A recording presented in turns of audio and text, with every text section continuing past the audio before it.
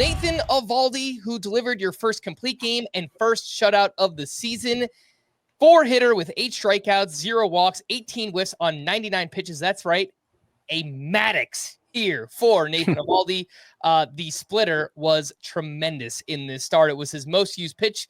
Threw it 36% of the time. He got 10 whiffs with that pitch in particular, 42% whiff rate. It was awesome in this one.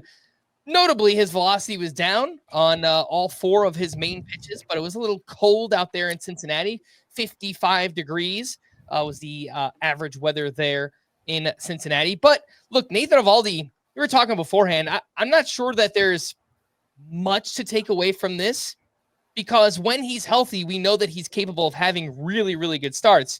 And to start the season, he looks like he's healthy. So, you guys have any thoughts on Nathan Eovaldi? Yeah, I mean, I think the thing to say is just to point out to people that he's not an ace. He's performed like an ace through 2 starts, and so you may be tempted to think, oh, yes, Nathan Eovaldi ace. And I know if you have Nathan Eovaldi, you don't want to hear this, but you need to hear it. He's not an ace. And so you don't want to proceed with that misimpression of him. There's a reason why he hasn't had an ERA below 3.63 since 2013, and that was the only time he had an ERA below 3.63. He was kind of a different pitcher back then with the Marlins, more of a ground ball guy. He's 35 years old now. I don't see anything that he's doing all that different from in the past. I think he's just had a couple of really good starts, which you don't stick around as long as Nathan Eovaldi has without having the ability to do that. And I just want to add, like in 2023, he had a 2.69 ERA through his first 19 starts. That was all the way through to the first start after the All-Star break. Then he went on the IL, missed about a month and a half, and ended up with a 3.63 ERA, which is usually where he ends up. Which is to say, like, that year, there was a lot of, like, he's a top 20 pitcher. He's an ace. And we have such a long track record with Nathan Eovaldi that, like, I'm torn between 2 things. I'm torn between, yeah, he does this every year, and then the numbers end up being what they are. And the other side is, who cares? Like, we're not talking about, like, how you have to draft Nathan Eovaldi right now. So, like, if someone wants to treat him like an ace because they have him on their team and they're excited about having him on their team, whatever. I don't care. I don't think you should trade for Nathan Eovaldi thinking he's an ace. Correct. I also don't think anybody needs me to say that at this point in Nathan Eovaldi's career. Maybe. I think people do. People got really mad in 2023 when I was like, he's like a top 40, top 35 starting pitcher, but not an ace. So maybe people do, but yeah, I do. They definitely I think the thing is, like, if you have Nathan Eovaldi and you can get like a top 100 pick type player for him, you should go do that. Otherwise, just ride it. However long it lasts, we don't think it's going to be ace production all season long, but there will be stretches where he is absolutely a must-start pitcher. And so I don't want to diminish it too much. He's good. He's very useful. He's not going to do this every time out. There are some differences here. He's spamming his splitter and curveball more than ever before. He threw them. Oh, he didn't last start. He threw his splitter just 17% of the time. Last time it was the curveball, right? He threw the curveball a ton. But it was like 59% usage combined in these 2 starts. That's about 14% up from last year. There will be some starts where those pitches aren't working and he has to rely on the fastball and he might get hit harder. He's good. He's good like Jose Barrios is good because they pretty much finish with the same numbers every year. I feel better about Eovaldi. Yeah, especially when last year Eovaldi's swinging strike rate was 13% and Jose Barrios was sub 10%. So I hear you, but the track records are, for the top line numbers, are very similar. Barrios wasn't as good as a strikeout pitcher last year, but normally they're both a little under 1 per inning.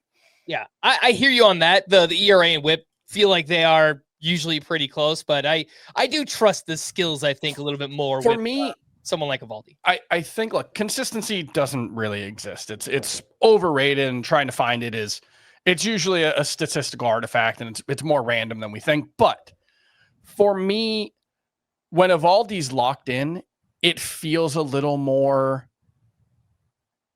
I don't even know if sustainable is the right word because I know it's not sustainable, but it feels like I can trust it a little more, where Barrios just feels like a random number generator. And we've seen that the first 2 starts. Yeah, Horrible from first start. but Yeah. somehow the numbers are always there. Yeah, no, except for that 1 year. And I do rank Eovaldi ahead. Don't get me wrong. I'm just saying they're closer in value than it probably feels like today, even though Barrios wasn't bad today. Yeah. It doesn't really sound like we disagree at all, and we're all just arguing with we're all fictitious commentators who are going to yell at us for downplaying Nathan Eovaldi. We're all straining to find things to say about Nathan Eovaldi, and maybe we can stretch it out for another minute. Let's not do that. Nathan Eovaldi is good. That's it. He should be in your lineup. If you could trade him for a top 25 starting pitcher, you should do that. On to the next player. Chris, your player of the night. My player of the night is Shane Baz, who I think is...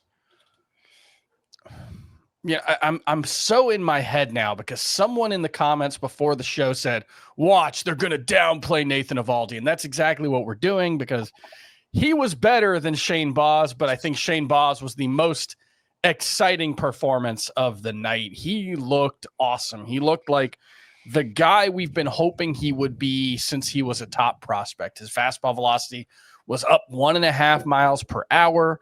And what was interesting there is everything else was down, or at least not up as much. And so there was more differentiation between the fastball, and he was electric. Was 8 swinging strikes on the curveball. It was 13 overall over 6 innings, 10 strikeouts in this one. Yes, it was against what looks like still a pretty mediocre to bad Pirates lineup, but this looked like the kind of performance that would have worked against pretty much anyone. And the key thing with Shane Baz that we've talked a lot about over the past, 8 months or so since he came back from Tommy John surgery is the slider. The slider was not really there last season, and that was supposed to be his best pitch before the injury. Well, he only threw it 19 times. It was his 3rd most used pitch, so not a ton of usage, but the movement profile did seem to be a little closer to what it had been in the past. He was getting about 3 inches more drop on the pitch than he did last season, which is closer to where it was in his brief stints in 2021 and 2022. I believe those are the right seasons. And so while he only got 1 whiff, only 3 called strikes with it, I do think there is room for that slider to be a better pitch than it was last season, which is really exciting. It was a big deal. This Baz start a bigger deal than Eovaldi because, of course, the purpose of a fantasy baseball show, which is what this is to take what we're seeing right now and interpret it moving forward. Mm-hmm. So, yeah, I mean, on just a regular baseball show, the angle on Nathan Eovaldi would be, look at this great start, look at these great pitches he threw, etc. But we're trying to tell you what happened today means moving forward. That is the whole goal here. And there is more to say for Baz in that regard. It's a more telling start for him than it is for Eovaldi. And it's especially telling. It might be the most telling start of all, because I have to tell you, I was really worried about Shane Baz coming out of spring training. The fact he seemed to lose the slider coming back from Tommy John surgery. His velocity wasn't as high. He wasn't missing nearly as many bats. And it was continuing into spring training. A lot of times on a daily show about baseball, I am just so that we can have a show, I'm required to say things that I'm not necessarily ready to act on, but I was ready to act on dumping Baz. I had him in a very deep dynasty league for a very low price, and I was shopping him before the bottom fell out. Ultimately, nobody took my offer because I was trying to get a fair offer and not, presupposing that he was going to decline.